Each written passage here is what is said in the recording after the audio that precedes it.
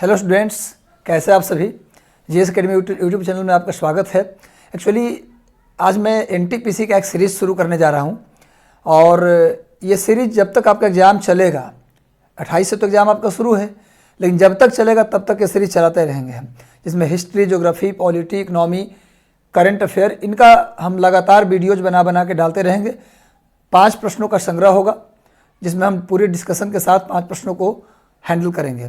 तो बिल्कुल इसको फॉलो करिएगा और मैं प्रॉमिस करता हूँ कि मैं पूरा अंत तक आपको एनटीपीसी का, जब तक एग्ज़ाम आपका नहीं होता तब तक आपको हम इस वीडियो को लेके चलेंगे। बस इसको फॉलो करते रहिएगा। चैनल पर अगर नए हैं तो सब्सक्राइब कर लीजिएगा, चैनल बेल आइकन दबा दीजिएगा ताकि ये सारे वीडियोज़ का नोटिफिकेशन आपको मिल जाए। चलिए तो हम लोग आते हैं उन प्रश्नों पर जो एनटीपीसी के लिए काफ़ी ज़रूरी है और आपको काफ़ी सहायक होगा एग्ज़ाम में। तो चलिए पहला क्वेश्चन हम लोग देखते हैं। पहला क्वेश्चन आपके स्क्रीन पर ये रहा, धौलाधर श्रेणी किस राज्य में है।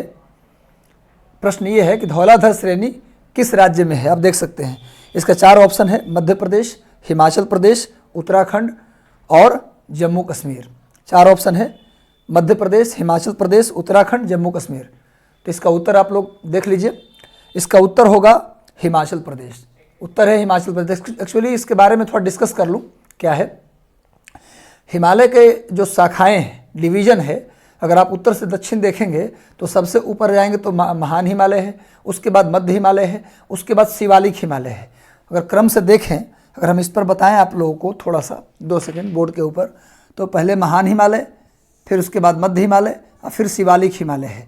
तो जो महान हिमालय है, मध्य हिमालय, शिवालिक हिमालय, तो जो मध्य हिमालय है उसका अलग अलग राज्यों में अलग अलग नाम है। मध्य हिमालय का अलग अलग राज्यों में, मिडिल हिमालय का ध्यान रखिएगा, मिडिल हिमालय को ही हम लोग हिमाचल हिमालय भी कहते हैं, मिडिल हिमालय को ही हम लोग लेसर हिमालय भी कहते हैं।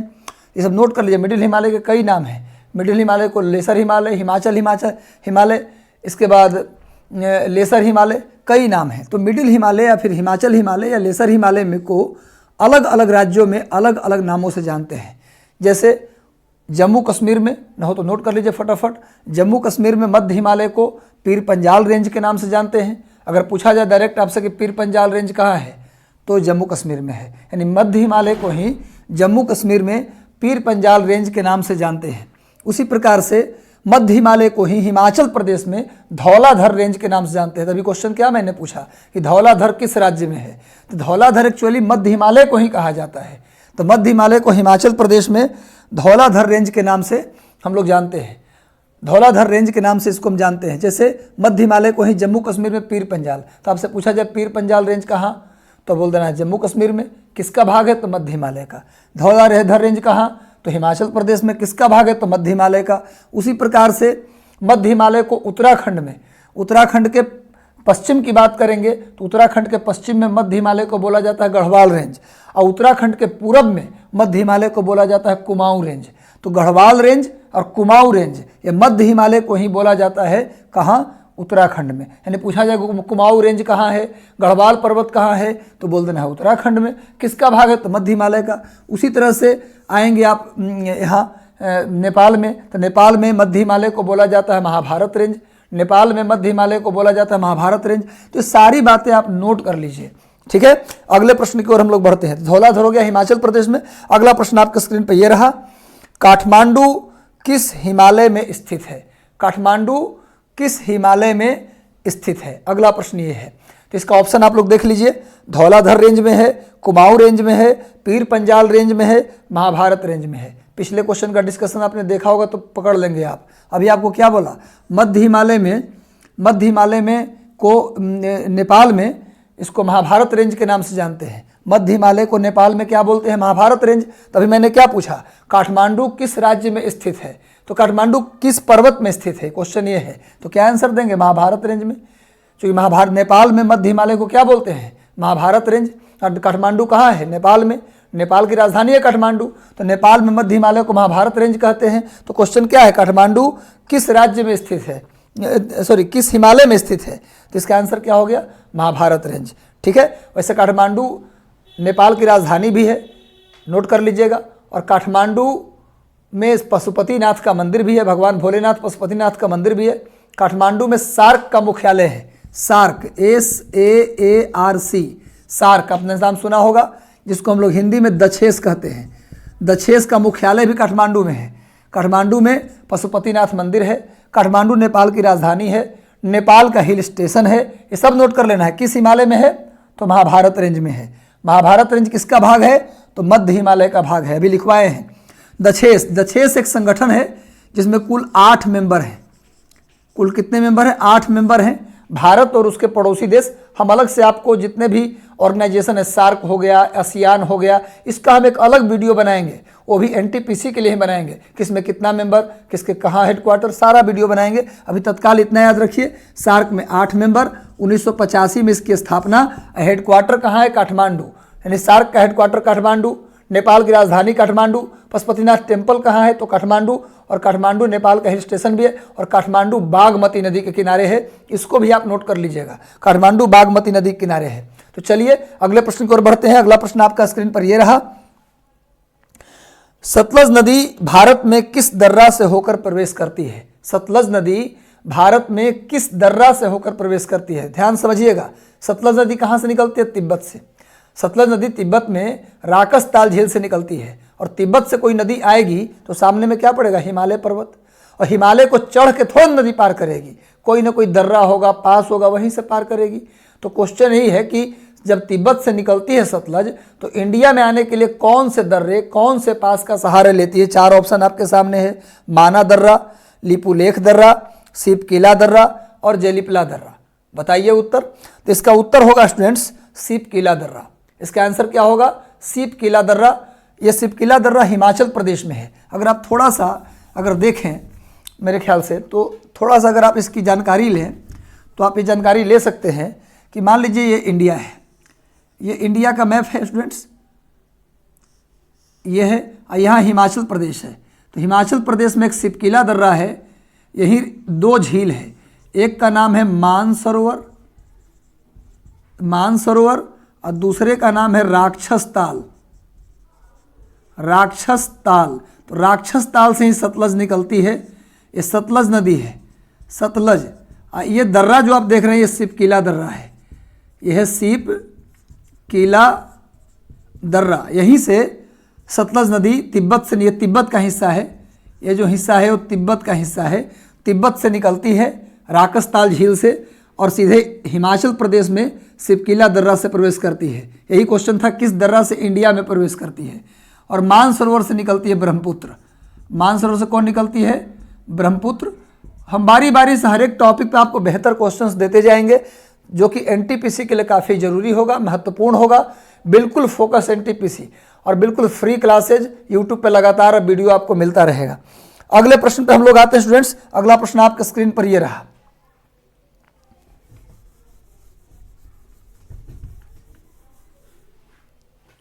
तो अगला प्रश्न है, सारामती चोटी किस राज्य में स्थित है?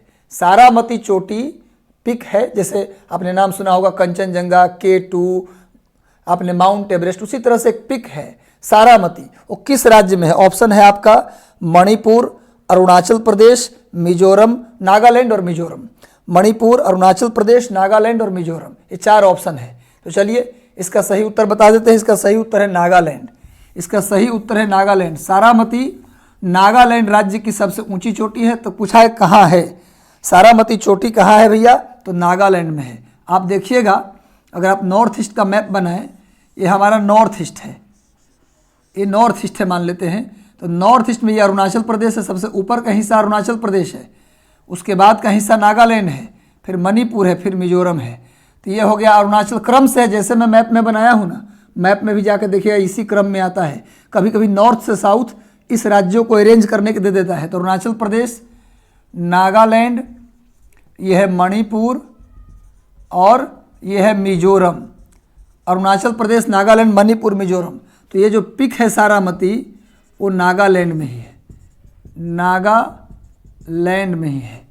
तो नागालैंड में, तो लिख लीजिए नागालैंड की सबसे ऊंची चोटी सारामती है, और नागालैंड पूर्वांचल हिमालय की भी सबसे ऊंची चोटी है। तो लिख लीजिए पूर्वांचल हिमालय की सबसे ऊंची चोटी तथा नागालैंड की सबसे ऊंची चोटी यह है सारामती। यह है कौन सा भैया? इस पिक का नाम है सारामती। सारामती, सारामती पीक है ये, सारामती। तो नागालैंड में सारामती है। ये 4 राज्य क्रम से। वैसे मैं बता दूं कि नॉर्थ ईस्ट के जो राज्य है उसको 7 सिस्टर कहा जाता है, 7 सिस्टर कहा जाता है। नॉर्थ ईस्ट के राज्य को क्या कहा जाता है? 7 सिस्टर, 7 बहनों वाला राज्य, 7 बहनों वाला राज्य। इसका एक ट्रिक भी हम बता देते हैं, आना मम्मी ATM, इसका एक ट्रिक है। अ से हो गया अरुणाचल प्रदेश, ना से हो गया नागालैंड, म से हो गया मणिपुर, और मी से हो गया मिजोरम, ए से हो गया असम, टी से हो गया त्रिपुरा, और एम से हो गया मिजोरम। तो ये 7 राज्य हैं। इसमें 7, इसमें सिक्किम शामिल नहीं है। अगर पूछा जाए कि 7 सिस्टर में कौन शामिल नहीं है तो आंसर क्या देंगे? सिक्किम शामिल नहीं है। 7 सिस्टर में सिक्किम शामिल नहीं है। बाकी क्रम से आना मम्मी ATM तो सबको पता है, ATM पर सब पैसा निकालने जाते हैं। तो आना मम्मी कहाँ आना भैया? तो ATM। तो अ से अरुणाचल प्रदेश, ना से नागालैंड, म से मणिपुर, मी से मिजोरम, ए से असम, टी से त्रिपुरा, एम से मेघालय। एम से मेघालय हो गया है, सॉरी, यहाँ पर मेघालय कर लीजिए, मेघालय। तो ये 7 राज्य हैं जिनको 7 सिस्टर कहते हैं, और इसमें सिक्किम नहीं शामिल है। कभी कभी क्वेश्चन आता है कि कौन शामिल नहीं, तो सिक्किम नहीं शामिल है, कभी कभी क्वेश्चन आता है। तो याद रखिए, पूर्वांचल हिमालय और नागालैंड की सबसे ऊंची चोटी हो गई सारामती। अब हम लोग अगले प्रश्न की ओर बढ़ेंगे स्टूडेंट्स। सारामती कहाँ हो गया? नागालैंड में। चलिए अगला प्रश्न आपके स्क्रीन पर ये रहा, भूपेन हजारिका ब्रिज किन 2 स्थानों को जोड़ता है? भूपेन हजारिका ब्रिज जो है वो किन 2 स्थानों को जोड़ता है? एक नया ब्रिज बना है नॉर्थ ईस्ट में। अभी मोदी जी का स्पेशल फोकस है नॉर्थ ईस्ट और जम्मू कश्मीर, होना भी चाहिए। हमारा जो स्टेट अलगाववाद से ग्रसित, अलगाववाद मतलब वहाँ के लोग चाहते हैं कि हम अलग रहें, या जो हमारा पड़ोस से जहाँ अंतर्राष्ट्रीय सीमा विवाद है उन राज्यों पर विशेष ध्यान देना चाहिए। जैसे चीन के साथ, पाकिस्तान के साथ हमारा विवाद है, तो उन राज्यों पर हमें ज़्यादा फोकस करना चाहिए। इंफ्रास्ट्रक्चरल डेवलपमेंट से लेकर लोगों के विश्वास हासिल करना चाहिए, ताकि हम वहाँ मजबूत स्थिति में रहें हर क्षेत्र में। तो मोदी जी की स्ट्रेटजी बिल्कुल राइट है और सही है यहाँ पर, कि नॉर्थ ईस्ट में वो इंफ्रास्ट्रक्चरल डेवलपमेंट कर रहे हैं, वहाँ के लोगों को बढ़ावा दे रहे हैं, ताकि उन लोगों को भारत के प्रति एक अलग लगाव जनरेट हो, ताकि अलगाववाद की समस्या से मुक्ति मिले। और कश्मीर में भी वही कार्य हो रहा है, और होना भी चाहिए था। जो लेट हुआ, अब कम से कम चलो देर आया दुरुस्त आया, हो रहा है। तो चलिए उसी क्रम में एक ब्रिज का उद्घाटन हुआ है जिसका नाम है भूपेन हजारिका ब्रिज। तो क्वेश्चन है किसको जोड़ता है? तो ऑप्शन है आपका सदिया से डिब्रूगढ़, सदिया से गुवाहाटी, सदिया से पासीघाट, और सदिया से ढोला। किसको जोड़ता है? ये 4 ऑप्शन आपके पास हैं, A, B, C और D। बताइए। तो चलिए मैं इसका उत्तर बता देता हूँ। ये सदिया से ढोला को जोड़ता है। किसको जोड़ता है? सदिया से ढोला को जोड़ता है। भूपेन हजारिका ब्रिज, इसका नाम ही है ढोला सदिया ब्रिज। इस ब्रिज का नाम ही है ढोला सदिया ब्रिज। आप इसको भूपेन हजारिका ब्रिज बोलिए या ढोला सदिया ब्रिज बोलिए, एक ही बात है। अभी हाल ही में इन्फोर्समेंट सब इंस्पेक्टर में क्वेश्चन भी आया था, भूपेन हजारिका कौन है? एक गायक है, पार्श्व गायक हैं, बैकग्राउंड म्यूजिशियन है, यानी गायन क्षेत्र से हैं। पूछा था इन्फोर्समेंट सब इंस्पेक्टर में। तो भूपेन हजारिका नॉर्थ ईस्ट के लिए एक जाना माना नाम है, तो उनके नाम पर ही ढोला सदिया ब्रिज का नाम भूपेन हजारिका ब्रिज दिया गया है। इसकी लंबाई है 9.2 किलोमीटर। इसकी कुल लंबाई ना हो तो नोट कर लीजिए, 9.2 किलोमीटर इसकी कुल लंबाई है। और ये किस नदी पर बना हुआ है? तो लोहित नदी पर। लोहित नदी ब्रह्मपुत्र की सहायक नदी है, इसको भी लिख लीजिएगा। ढोला सदिया ब्रिज या भूपेन हजारिका ब्रिज एक ही बात है। तो किसको जोड़ती है? ढोला से सदिया को जोड़ती है। इसकी कुल लंबाई 9.2 किलोमीटर है। भूपेन हजारिका कौन है भैया? तो एक गायक हैं, अभी पूछा भी था क्वेश्चन। भूपेन हजारिका गायक है, उनके नाम पर ही ढोला सदिया ब्रिज का नाम भूपेन हजारिका ब्रिज पड़ा। इसकी लंबाई 9.2 किलोमीटर है। नदी कौन सी है? तो लोहित नदी। लोहित नदी पर बना हुआ डैम है, सॉरी डैम नहीं, सॉरी पुल है ये। लोहित नदी पर बना हुआ ब्रिज है ये, पुल है। और लोहित नदी किसकी सहायक नदी है पूछा जाए तो ब्रह्मपुत्र की सहायक नदी है। तो आज ये 5 प्रश्न रहा आपका स्टूडेंट्स। अगले 5 प्रश्नों की सीरीज जो करंट अफेयर्स से होगा, या अन्य विषयों से होगा। लगातार हम अब सीरीज लाते रहेंगे, आपको दिन भर में 1, 2, 3 सीरीज मिलता रहेगा और ऐसे ही लगातार मेहनत करते जाएंगे। आप अंत तक इसको फॉलो करते रहिए और लगातार इसको शेयर भी करिए मैक्सिमम लोगों तक, जिनको जिनको एग्जाम देना है। आप लगातार इसको मैक्सिमम शेयर करिए ताकि अधिकतम लोगों तक ये फायदा पहुंचे। और जब तक एनटीपीसी का एग्जाम चलेगा, लास्ट डे तक हम वीडियो बनाते रहेंगे। ऑल द बेस्ट स्टूडेंट्स, हमारी शुभकामनाएं आपके साथ है, जल्दी आपकी नौकरी हो। God bless you.